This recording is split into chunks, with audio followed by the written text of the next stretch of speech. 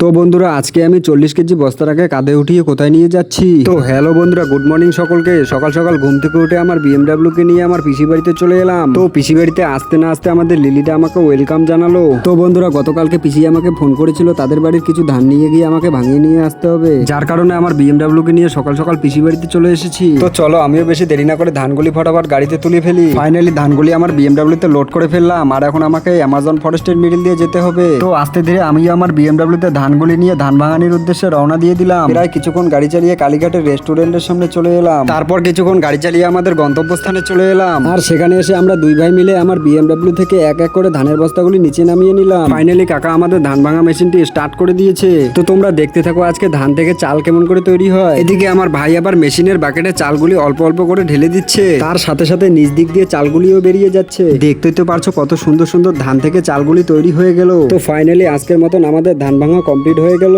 আর এখন আমরা বাড়ি চলে যাচ্ছি।